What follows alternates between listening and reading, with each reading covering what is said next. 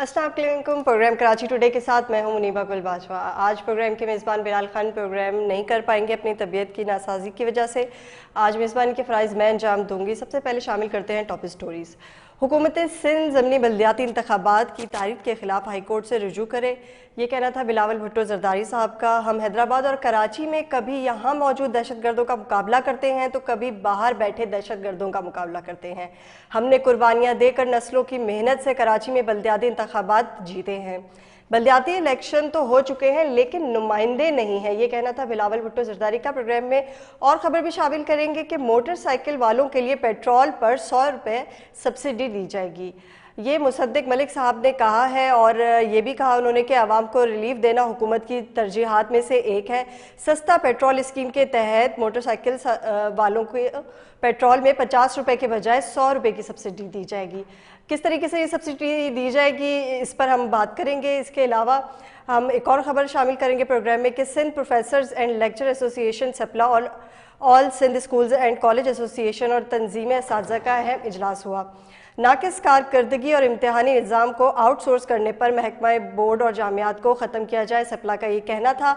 जबकि जामियात को Sindh higher education के मातहत और बोर्ड को महकमा कॉलेज एजुकेशन के मातहत किया जाए। इम्तहानी निज़ाम आउटसोर्स नहीं होने देंगे, सप्ला ने यह भी कहा। प्रोग्राम में हम पहली स्टोरी शामिल करेंगे और मेरे साथ मेहमान मौजूद होंगे। नजमी आलम साहब रहनुमा हैं पीपल्स पार्टी के। अस्सलाम वालेकुम नजमी साहब, हम गुफ्तगू कर रहे हैं कि आज जब बिलावल भुट्टो जरदारी साहब ने बड़ी धुआंधार जो है वो तकरीर की और इवेंट तो हेल्थ से रिलेटेड था और कार्डियोवैस्कुलर का एक और जो है वो हॉस्पिटल खोला जा रहा है लाइंडी में, उसकी इफ्तिताई तकरीब थी। आप क्या कहेंगे उस इवेंट के अंदर? एक बहुत अच्छा काम हमें हुकूमत तो करती दिखाई देती है, हुकूमत सिंध, लेकिन जहां बल्दियाती इंतखाबात की बात हुई तो कुछ चेंजिंग आ गई इवेंट के अंदर। जी बिल्कुल, आज बिलावल, मैं खुद भी वहां था जी जी। जब बिलावल साहब ने दुनिया के सबसे बड़े हार्ट डिजीज हॉस्पिटल का संग बुनियाद रखा है, जिसके लिए सिंध गवर्नमेंट और बिलावल साहब का हम शुक्रिया अदा करेंगे कराची के लोगों की तरफ से। हाँ, जो बल्दियाती इलेक्शन पे बात की वो बिल्कुल जायज बात है।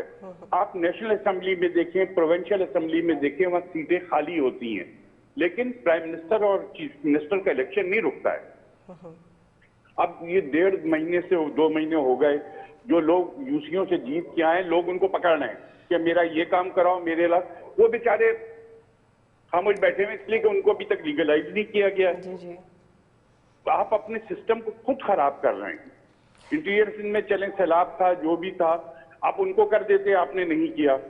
अब जो हमारी राय ये है पीपल्स पार्टी की कि आप ये इलेक्शन के बाकी बची हुई सीटों पे होगा तो हम फिर इनको कानूनी तौर पे करेंगे। ये ज्यादती है मुंतखब नुमाइंदों के साथ और उन लोगों के साथ जिन्होंने वोट दिया है। तो बिलावल साहब ने उसी पे कहा कि भाई आप फौरी तौर पे कराची में रिजर्व सीटें डिसाइड करें। नजमी आलम साहब, आपसे गुफ्तगू होती रही है, इसके अलावा जमात इस्लामी से भी ये बल्दियाती इंतखाबात पे काफ़ी हम इसको ज़ेर बहस लाते रहे हैं। आपने हमेशा यही कहा, पीपल्स पार्टी का मौक़िफ़ रहा कि जी हम मैंडेट कबूल करते हैं जमात इस्लामी का, लेकिन आज की तकरीर में उन्होंने साफ कहा है बिलावल भुट्टो जरदारी ने कि अगर कराची और हैदराबाद का मेयर जाला होगा, और ये इल्ज़ाम भी अगर लगाया जाता है कि पीपल्स पार्टी पे तनकीद होती है कि बल्दियाती इंतखाबात कराए नहीं देती, मतलब कराने नहीं देती है और पीपल्स पार्टी, तो अब आप जवाब दें कौन रोक रहा है? और 18 तारीख का जो डेट दी गई है इलेक्शन कमीशन ने, उसको तो उन्होंने कहा कि हम उसे नहीं मानते।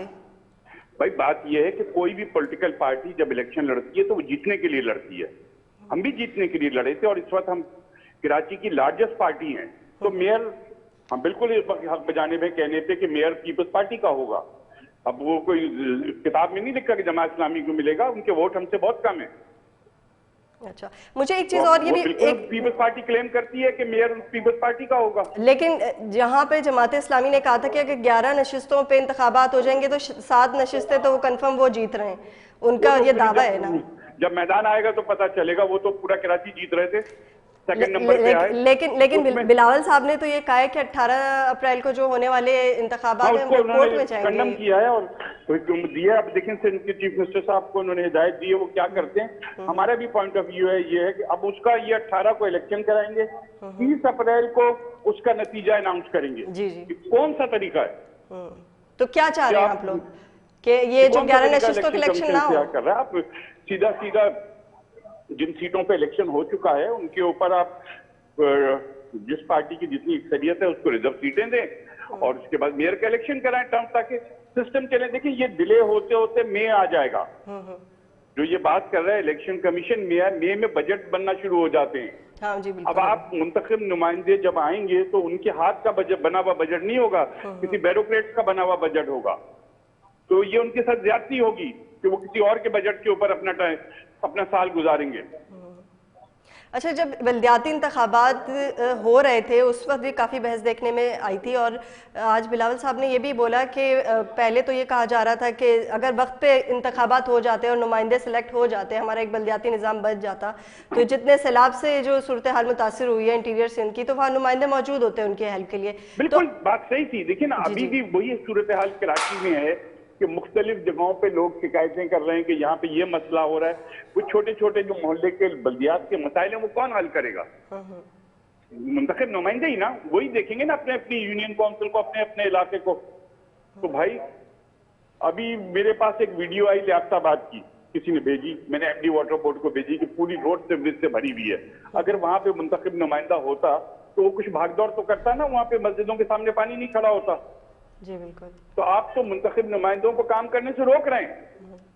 नहीं तो फिर जब जमात इस्लामी जो है वो इस पे धरना दे रही थी और उन्होंने ऐलान किया था कि जी हम धरना दे रहे हैं, और फिर इलेक्शन कमीशन ने फौरन ही ऐलान कर दिया 18 तारीख का, तब वो तो इलेक्शन कमीशन का जवाब दे। लेकिन हम तो ये पहले दिन से कह रहे हैं, हमारा पॉइंट ऑफ व्यू यही है कि आप फौरी तौर पे मेयर का इलेक्शन कराएं और मेयर को मुंतखब, कराची का मेयर मुंतखब हो। तो नजमी आलम साहब, हम आगे क्या देख रहे हैं? जमात इस्लामी एक अक्सरियत लेके बैठी है, आप लोगों की भी सीट्स हैं, आप दोनों के दरमियान जो है एक मुकाबला है, लेकिन मेयर मुंतखब नहीं हो रहा, नुमाइंदे नहीं आ रहे, तो इसका सारा बर्डन और इसकी सारी तकलीफ तो आवाम को बर्दाश्त करनी पड़ी है ना, कराची वालों को। आवाम को तकलीफ हो रही है ना। मैं बता रहा हूँ कि अगर ये मुंतखब नुमाइंदे आ जाएं तो यकीनन जो आदमी अपने इलाके से जीत के आया है वो इलाके के मसाइल पे तवज्जो देगा ना, देखेगा। तो फिर हल क्या है? अभी तक तो हम डिस्कशन कर रहे हैं ना, हल क्या है? हमें तो नहीं नजर आ रहा कि कोई मेयर। हल ये है कि कराची में फौरी तौर पे मेयर का इलेक्शन कराया जाए, ये है इसका हल।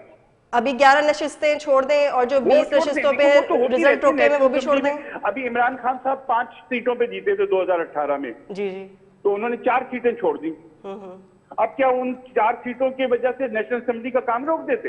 ऐसा नहीं होता बीवी। उसमें भी 1-2 मेंबर थे जो किसी का इंतकाल हो गया था, किसी वजह से किसी सीट पे इलेक्शन नहीं हुआ था, तो प्राइम मिनिस्टर का इंतखाब नहीं रुका था। अच्छा, तो अभी आने वाले दिनों में अगर हम ये देखते हैं कि जमात इस्लामी जो है वो फिर किसी धरने की तरफ जाती है या यहाँ रेजिस्टेंस, वो अब मैं किसी और पार्टी को तो नहीं कह सकता कि आप ना दें ये दें, लेकिन वो एक गलत बात कर रही है जमात इस्लामी। और अगर वो ये समझती है कि 11 सीटों के इलेक्शन के बाद वो आगे निकल जाएगी तो वो बिल्कुल उनकी गलत कैलकुलेशन है। इस 11 में से 6 से 7 सीटें पीपल्स पार्टी जीतेगी।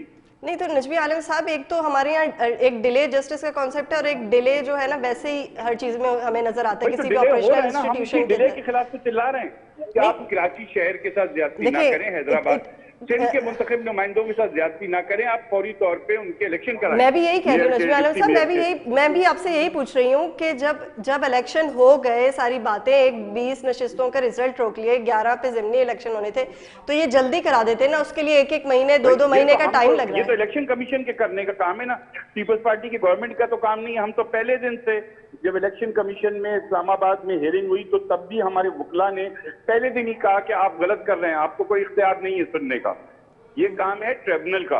आप जो आरओज के रिजल्ट हैं वो अनाउंस करें और फिर जिसको इतराज हो उस पर वो ट्रिब्यूनल में जाए, यही हमेशा तरीका होता है। ट्रिब्यूनल बने भी हैं, लेकिन इस इस्लामाबाद में वो केसेस सुनने की वजह से वो ट्रिब्यूनल खाली बैठे में, कोई ट्रिब्यूनल में जा ही नहीं रहा। अच्छा, ठीक है। नजमी आलम साहब, क्या एक कमेंट देंगे? आपको क्या नजर आ रहा है कि मुर्तजा वहाब जो है वो बिलावल भुट्टो जरदारी साहब के कहने पर जा रहे हैं कोर्ट? अब ये तो आज उन्होंने कहा है, मुझे नहीं पता, लेकिन अगर बिलावल साहब ने कहा है तो उनको जाना चाहिए। सिंध गवर्नमेंट को उन्होंने बड़ी वाज़ेह इंस्ट्रक्शन दी है और चेयरमैन की इंस्ट्रक्शन है, सिंध गवर्नमेंट को बिल्कुल उसको फॉलो करना चाहिए। जी, बहुत शुक्रिया नजमी आलम साहब हमें प्रोग्राम में वक्त देने के लिए।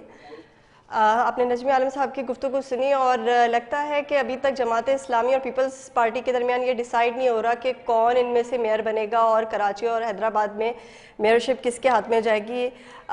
यहाँ पर एक ब्रेक लेंगे, ब्रेक के बाद आपको बताएंगे कि मोटरसाइकिल वालों के लिए पेट्रोल में 100 रुपये की सब्सिडी दी जाएगी। ये ऐलान किया डॉक्टर मुसद्दिक मलिक साहब ने।